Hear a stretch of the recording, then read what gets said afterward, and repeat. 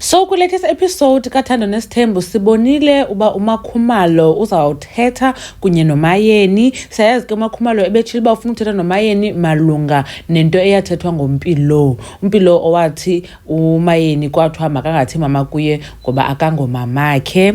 Now into esiyaziyo ke uMpilo uhlala noMakhumalo, ukhuliswe nguMakhumalo, kodwa ke uMakhumalo ayingomamakhe nqo, umamakhe ikwangomnye uSisithobile Zungu. uMakhumalo ke ubonakale ngongathi akayazi lento yoba uMpilo bekuthiwe ba azangathi mama kuMayeni. So loo nto yandenza uba ndicinga uba ayinguye lo wathetha laa nto. Ndashiyeka ndicinga uba into yoba ingangubani owathetha loo nto leyo kuMpilo. uMpilo ngoka-2003, uMpumelelo ngoka-2001, uMayeni uthathe notata Musa Mseleku ngo-2002.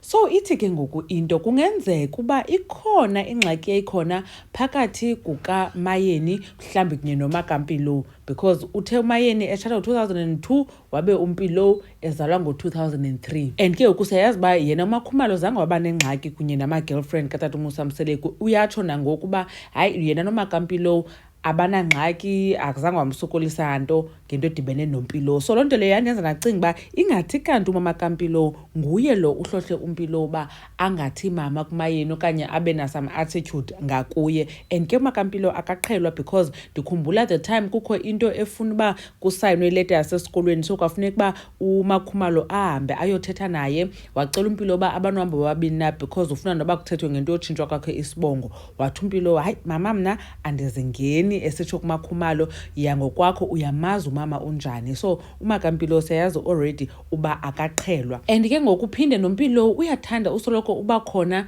kwizinto ezingathi kuyaxatyanwa nomama aba bakhe. Ndikhumbula the other time kwinto edibene nabantwana netransport, uMangwabe wathi wava ngoMpilo izinto kodwa uMakhumalo wamphikela. Ingaske ke ngoku khe siyive uba kanye isuka phi and uMpilo abe khona xa ibuzwa. Nkosi kakhulu ngokuthi nibukele le video nina nicinga uba into yoba ngubani lo wathi uMpilo makangathi mama kuMayeni. Ndanibona kwivideo elandelayo. Bye.